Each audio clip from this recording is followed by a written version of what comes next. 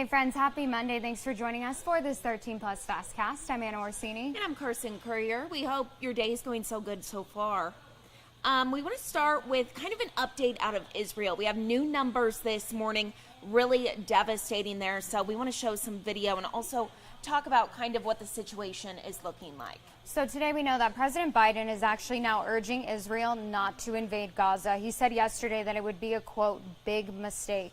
And while the president agreed that the threat of Hamas does need to be eliminated in that region, he also said the extreme beliefs of Hamas do not represent all Palestinian people. More than 2,700 people have died in Gaza from those Israeli airstrikes, including 1,400 people that have now been killed in Israel and 30 Americans. So we also know today that at least 199 people are currently being held hostage in Gaza. 15 Americans are still unaccounted for today. And in the meantime, more Americans are getting out of Israel safely. A Royal Caribbean cruise ship carrying U.S. nationals departed this morning. You can see some video of that on your screen. Now, the ship is heading to Cyprus. Only U.S. nationals and their immediate families were allowed on. The Biden administration has also been chartering flights as a way to evacuate stranded Americans. Those flights have been happening since Friday.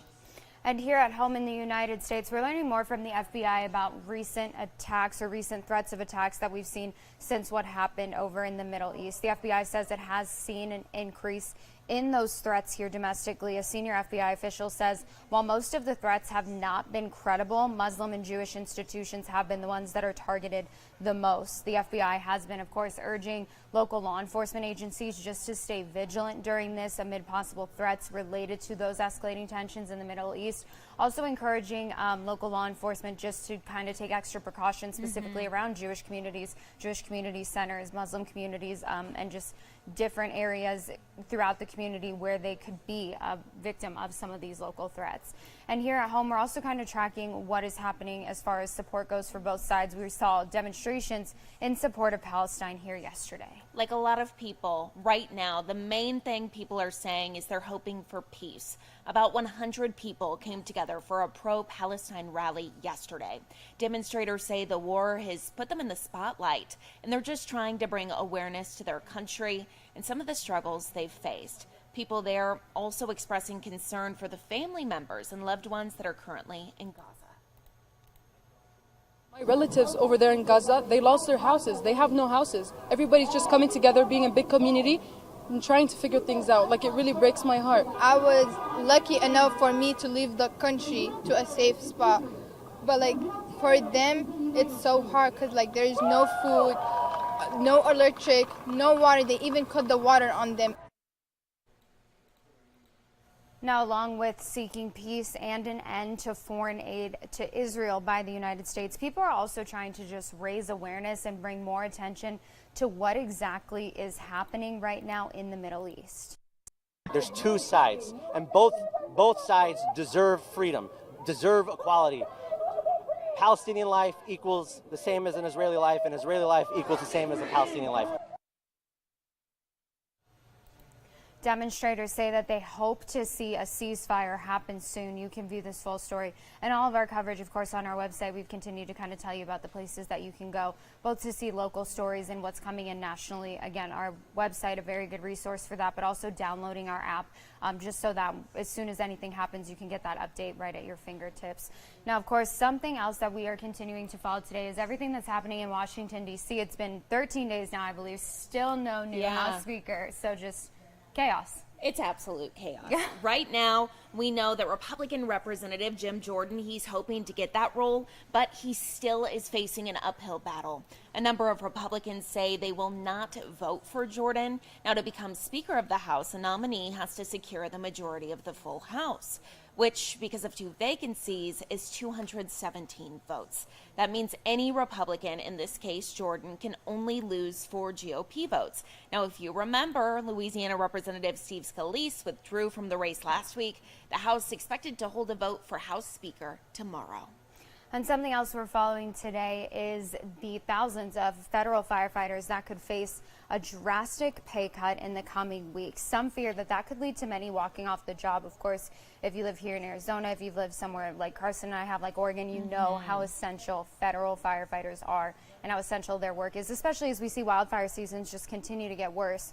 Last year, federal wildland firefighters received a temporary pay bump of either $20,000 a year or 50% of their base salary, whichever of those numbers was lower. But now that temporary supplement is estimated to run out next month unless Congress does make that pay raise permanent.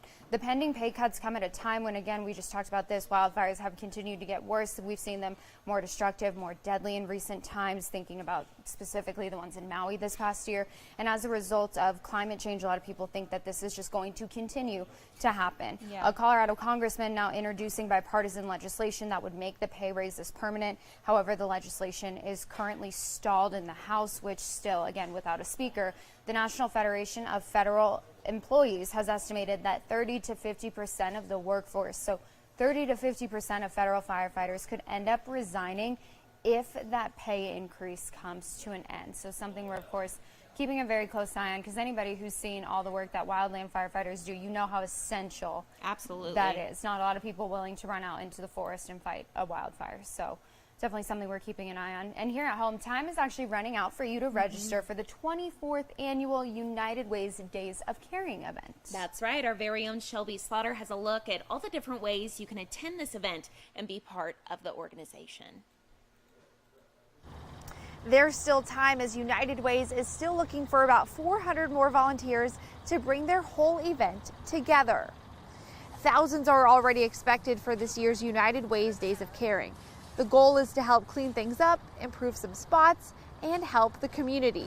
Check out some of these examples. You can read to pets, visit an elderly care center, help pack meals for those who need, and you can do it by yourself or with your work, friends, or family. Anyone can be a part of this. It's amazing to see how impactful it is. I mean, you know, whether it's a school being fixed or some kind of contribution to a nonprofit, that's an impact that doesn't just last that day. That really impacts our community for years to come.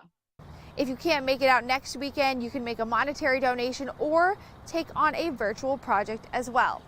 And today is the last day to sign up. Leaders tell me that there's more than 160 projects available, so there's really something for everyone.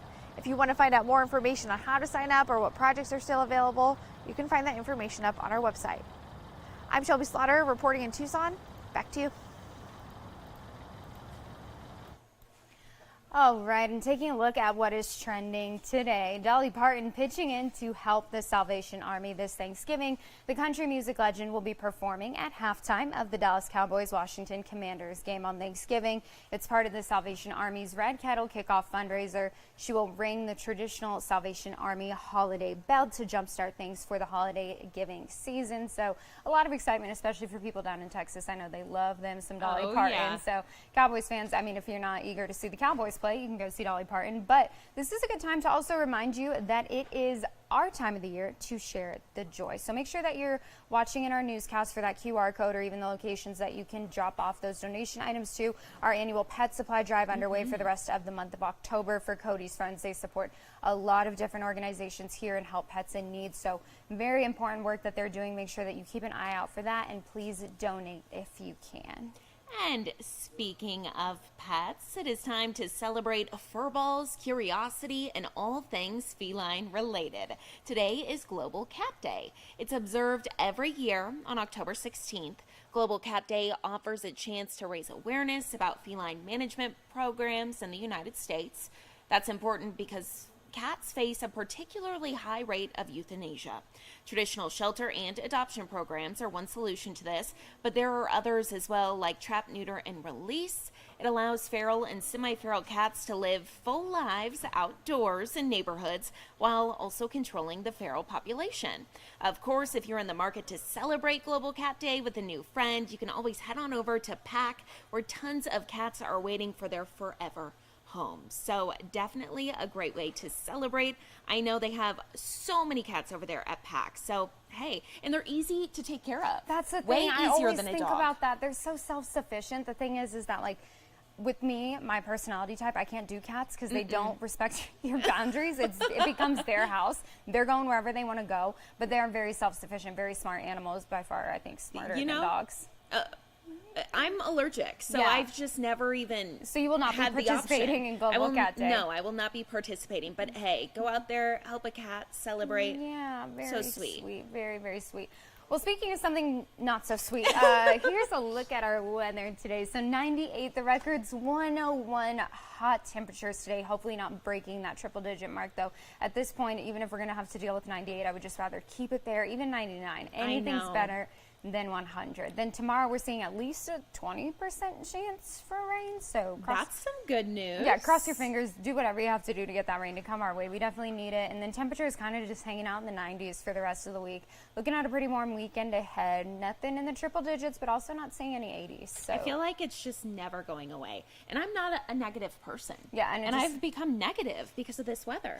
It's not awful, though. We just have to keep reminding ourselves that it's not triple digits. Right. It could be worse. It could be worse. I think when we got a taste of those cooler temps, now we're spoiled. We just got greedy. Yeah. But here's the hope. It's been like this for a long time, right? We've had like the summer that never ends. So maybe we'll have like the fall/winter that never ends. Like it'll just be cooler for a longer time to kind of, balance out what we've experienced when it comes to the hot temperatures. Let's talk it into existence. I mean, we can hope, right? What else can we do at this point aside from hope?